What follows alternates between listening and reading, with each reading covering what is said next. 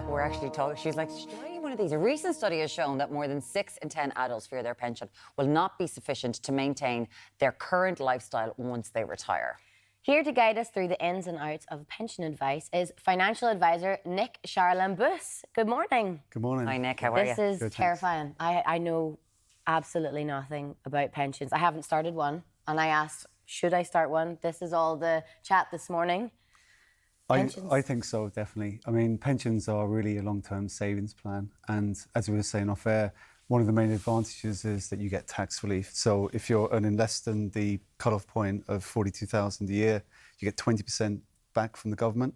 And if you're earning over $42,000 a year, you get 40% back. So it's a huge boost to your savings part. Yeah, we were speaking, of course, last week, and it was all the chat about the fact that this committee has advised the government you need to raise the retirement age because we don't have enough money for pensions. So this is where private pensions come in. With people, you know, having children later in life, buying houses later in life, unable to move out of their own home because they can't afford the rent, pensions aren't a priority, Nick. So what would you say to that, to someone to kind of start thinking about it? Is it important to start thinking about it when you're 25 years old? It is, and yeah. I know it sounds holistic, but I think for everyone, and it's been really difficult, and I totally, empathise with the fact that, like, I'm in a blended family with children, and it's challenging, there's no doubt. We've had the cost of living rise. Obviously, we've had also, interest rates rose 10 times since July 2022. Now, there is some good news. Obviously, hopefully, we're looking to see an interest rate fall later this month. Yeah. But when it comes to pensions, what I would say is that if you can try and think about your finances and this kind of, I suppose, philosophy of save first, spend later, and decide how much you have to save, and whether it's 10 euros a week, 5 euros a week, just think about the 3 different parts, the short, medium, long term. And the pensions are realistically a third of your life. If you think about the fact that we are living later in life, and you have to make some provision for them. I guess it's the last financial burden you think you have to, it's the last thing you have to invest in. So it's really, people are really off-put it. And there's a lot of people that are concerned for their future. I guess what advice would you give to those people who, obviously they're not thinking about it? Is there investments that can be made, like positives that you can kind of try and draw from it? Well, there is. I mean, it's not all negative. The state pension in Ireland, which is actually quite attractive. You only need 10 full years of PRSI contributions to receive the state pension. Now, it only kicks in at age 66. So for those people who want to try and retire early, you can't overly rely on it.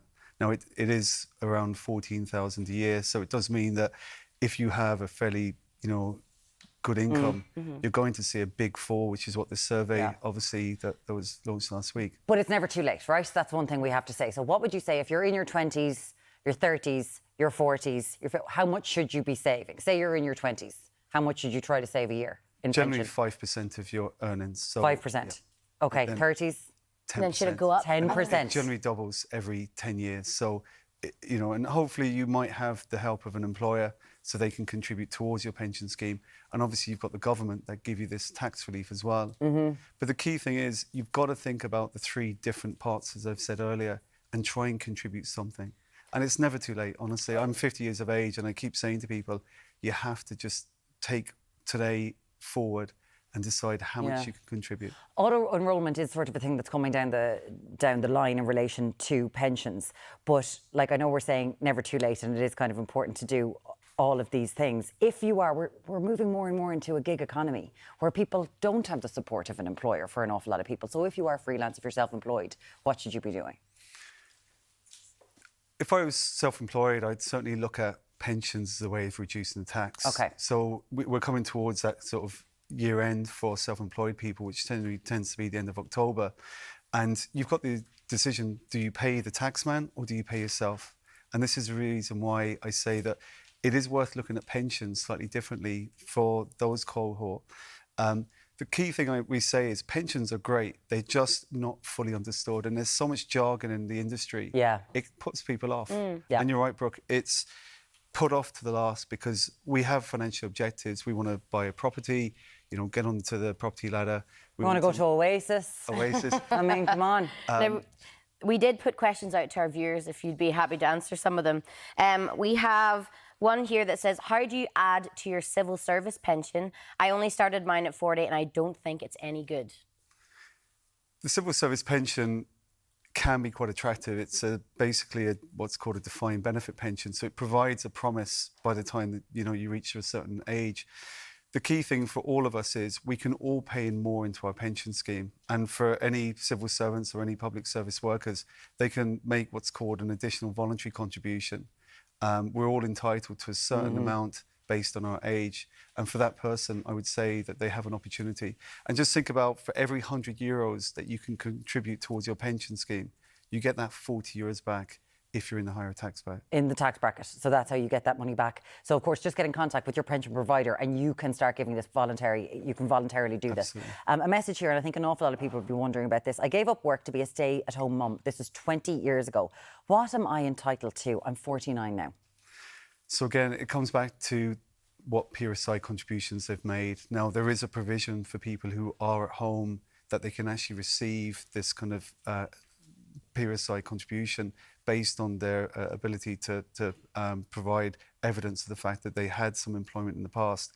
But it's worth speaking to someone. And one of the things about pensions is it is worth getting some advice from an individual. There's some very good pieces that you can get online. There's the likes of MABS, professional financial advisors as well.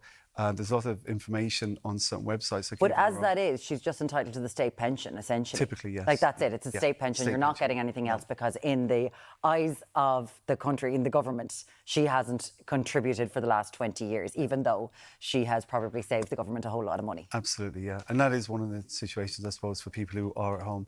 The thing is, there's no benefit really for her to pay into a pension scheme either, because she's not going to get the the relevant tax relief. So in that instance, it's a case of no just tax relief for someone who has stayed at home with their children. Yeah. Right, OK. There's another one there, yeah. Just very quickly now, I worked and lived in the UK for 12 years and I'm eligible for their state pension. How do I go about claiming it when I retire? So this is quite easy, and I worked in the UK before I moved to Ireland about 27 years ago. And for anyone who has worked in the UK for 3 consecutive years, we are encouraging them to go and seek out the UK state pension. There's been a lot of talk about this, and the deadline to actually claim for those years was extended until April next year. For someone who has worked for more than 10 years, they will qualify automatically. But what they can do is they can actually buy PRSI contributions or national insurance in the UK to bring them up to the maximum, which is 34 years overall. Yeah. And I know that there's an awful lot of forms that you have to fill out in relation to this. But if you do Google, how do I, there's a lot of information out there on how you do simpler. it. Yeah, there is actually just one form. It's called the CF83 form, and it's easily accessible.